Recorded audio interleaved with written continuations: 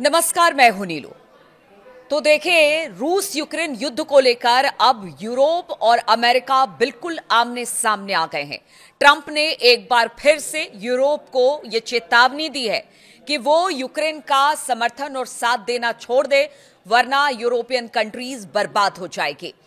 जी हां, तो यूक्रेन जंग के समाधान को लेकर लंदन में यूरोपीय नेताओं की अहम बैठक अभी 2 दिन पहले हुई थी और इस बैठक में ब्रिटिश प्रधानमंत्री कीर स्टारमर, यूक्रेनी राष्ट्रपति वोलोदिमिर जेलेंस्की, फ्रांसीसी राष्ट्रपति इमैनुअल मैक्रों और जर्मनी के चांसलर फ्रेडरिक मर्च शामिल हुए थे। इस दौरान स्टारमर ने कहा कि हम यूक्रेन के साथ खड़े हैं। अगर युद्ध विराम होना होगा तो वो न्याय संगत और स्थायी होना चाहिए, यानी कि जितने ईयू के देश हैं, यूरोपियन कंट्रीज हैं, वो सब इस वक्त यूक्रेन के साथ खड़े दिखाई दे रहे हैं। उन्होंने दोहराया कि ब्रिटेन युद्ध के दौरान भी यूक्रेन का समर्थन करेगा और शांति वार्ता में भी साथ देगा, यानी दोनों तरीके से जो यूरोपियन कंट्रीज हैं वो सब इस वक्त यूक्रेन के साथ है। दूसरी तरफ जेलेंस्की ने यूरोप, अमेरिका और यूक्रेन के बीच एकता को बेहद जरूरी बताया।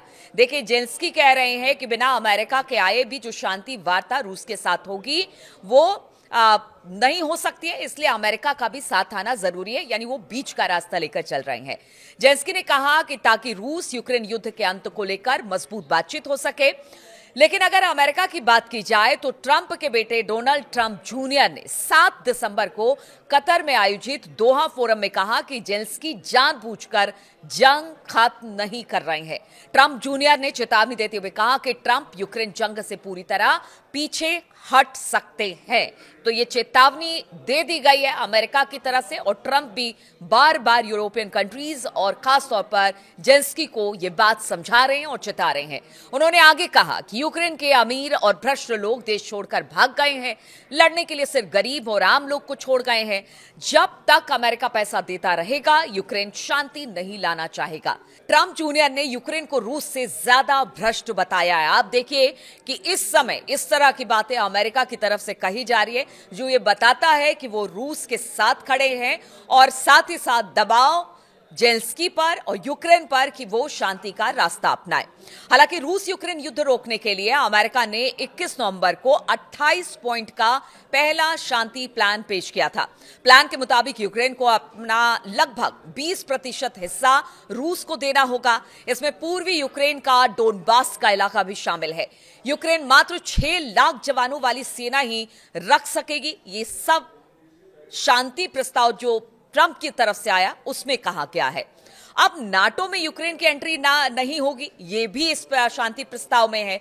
नाटो सेनाएं यूक्रेन में नहीं रहेगी, यह भी एक बिंदु है जिस पर इस शांति प्लान पर चर्चा होनी है। प्लान में कहा गया कि रूस द्वारा शांति प्रस्तावों को मानने पर उस पर लगे सभी प्रतिबंधों को हटा देगा, यानी कि यह सुनिश्चित करेगा कि अगर यह बात शांति वार्ता की यूक्रेन मान लेता है तो जितने भी प्रतिबंध है उसे हटा दिया जाएगा। साथ ही यूरोप में जब्त की गई लगभग 2000 करोड़ रुपए की संपत्ति भी डीफ्रीज कर दी जाएगी। यूरोप के नेताओं का कहना है कि अमेरिका के शांति प्लान में यूक्रेनी सुरक्षा गारंटियों का तो जिक्र है, लेकिन साथ ही यूक्रेन से जमीन छोड़ने, सेना की संख्या कम करने और नाटो को यूक्रेन में सैनिक भेजने से रोकने की भी मांग की गई है।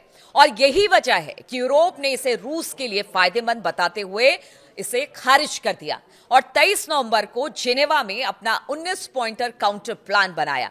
यह योजना अब 20 सूत्री हो गई है, पहले 19 थी, अब 20 सूत्री हो गई है।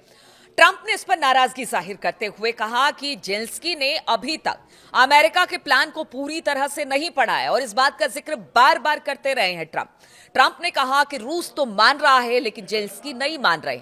इसके बाद ट्रंप ने 7 दिसंबर को कहा था कि जेलेंस्की के लोग प्लान को पसंद कर रहे हैं, रूस भी मान रहा है लेकिन जेलेंस्की तैयार नहीं लग रहे हैं।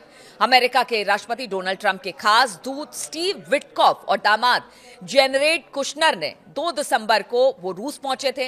वहां पुतिन से 5 घंटे बातचीत हुई। इसके बाद यूक्रेन और अमेरिकी अधिकारियों के बीच भी फ्लोरिडा के मियामी में बातचीत हुई ताकि किसी तरह की सहमति बन सके। अमेरिकी राष्ट्रपति डोनाल्ड ट्रंप के दूत और सलाहकार स्टीव विटकॉफ और ट्रंप के दामाद जेरेड कुशनर भी इसमें शामिल हुए। जेलेंस्की ने कहा कि विटकॉफ और कुशनर से उन्होंने फोन पर बातचीत की। इस बात की तस्दीक जेलेंस्की भी कर रहे हैं। जेलेंस्की ने कहा कि बातचीत को सकारात्मक उन्होंने बताया। ताकि दोनों पक्षों ने सुरक्षा गारंटी के ढांचे पर सहमति जताई, लेकिन कोई ठोस समझौता अभी नहीं हुआ है। ये बात जेलेंस्की खुद कह रहे हैं। जेलेंस्की ने भी ये भी कहा कि असली शांति तभी होगी जब रूस गंभीरता दिखाएगा। अब जानिए कि आखिर यूरोप इसे लेकर क्यों चिंतित है, क्या वजह है कि यूरोप यूक्रेन के साथ खड़ा है, ना कि रूस के साथ और अमेरिका जो शांति प्लान दे रहा है उसके साथ। अमेरिका चाहता है कि यूक्रेन पूर्वी इलाके यानी कि जो उसका पूर्वी इलाका है वहां से अपनी सेना को हटा ले और ज़ेपोरिज़िया न्यूक्लियर प्लांट रूस को सौंप दे। यूरोप कह रहा है कि ऐसा हुआ तो रूस 5 से 10 साल बाद फिर हमला कर देगा। यानी रूस की मंशा पर यूरोपियन कंट्रीज सवाल खड़े कर रही है। यूरोप को डर है कि यह प्लान रूस को फायदा पहुंचाते हुए यूक्रेन को कमजोर कर देगा, जिसका असर पूरे महाद्वीप की सुरक्षा पर भी पड़ेगा। फ्रांसीसी राष्ट्रपति मैक्रों ने रूसी हमले की निंदा की है और कहा है कि रूस शांति चाहता ही नहीं, वो लगातार उकसावे वाली कार्रवाई कर रहा है। हमें रूस पर और दबाव डालना होगा ताकि ये शांति के लिए मजबूर हो सके। साथ ही मैक्रों ने अमेरिका पर यूक्रेन को मजबूर करने का भी आरोप लगाया है। ब्रिटेन प्रधानमंत्री स्टमर ने कहा कि यूक्रेन अपना भविष्य खुद तय करेगा और शांति सेना यूक्रेन की सुरक्षा की गारंटी में अहम भूमिका निभाएगी। अमेरिकी प्लान यूरोप को साइडलाइन कर रहा है, ये इस बात का जिक्र भी यूरोपियन कंट्रीज कर रही है। ट्रंप प्रशासन के 28 पॉइंट्स का शुरुआती प्लान वार्ताओं में यूरोप को बाहर रखा गया है, जो कि यूरोपीय नेताओं को साइडलाइन जैसा महसूस हो रहा है। गार्जियन के अनुसार यूरोप और नाटो के पास ना तो हथियार की कमी है और ना ही धन की, लेकिन उन्हें अपनी बात रखने से रोका जा रहा है, ऐसा इनसिक्योर फील कर रही है यूरोपियन कंट्रीज। यूरोपीय काउंसिल के अध्यक्ष एंटोनियो कोस्टा ने कहा कि यूरोप को वार्ताओं में वापस लौटना होगा क्योंकि कई मुद्दे ईयू के अधिकार क्षेत्र में आते हैं, यानी यूरोपियन कंट्रीज के अधिकार क्षेत्र में आते हैं, इसलिए उन्हें अपनी बात रखने का हक है। यूरोपीय उद्योग के अध्यक्ष उर्सुला वॉन डेर लेयन ने जोर दिया कि कोई भी शांति योजनाओं से पहले हत्याओं को रोका जाना चाहिए। ये सीधा सीधा रूस पर इस तरह का आक्षेप है, ना कि भविष्य के संघर्ष के लिए बीज बोने चाहिए।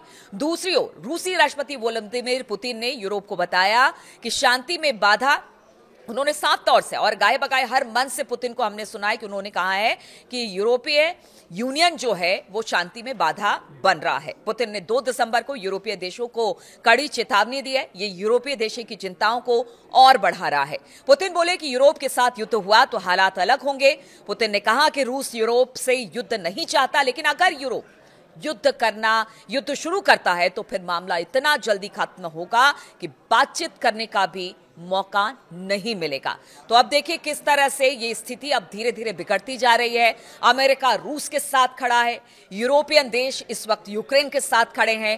ट्रंप लगातार यूक्रेन को भी चेतावनी दे रहे हैं, यूरोपियन कंट्रीज को भी चेतावनी दे रहे हैं, लेकिन कोई इसे मानने को तैयार नहीं है। अब स्थिति क्या बनेगी, क्या यहां पर तनातनी आगे और बढ़ने वाली है, ये देखने वाली बात होगी, क्योंकि इस बीच इन सब की तनातनी के बीच पूरे अगर दुनिया भर की बात की जाए तो सबकी निगाह इस ओर है कि अब जो ये बातचीत है या जो पीस की बात रूस यूक्रेन के बीच में हो रही है वो कहां जाकर रुकेगी। क्या यूरोप और अमेरिका अब आमने सामने खड़े हो जाएंगे?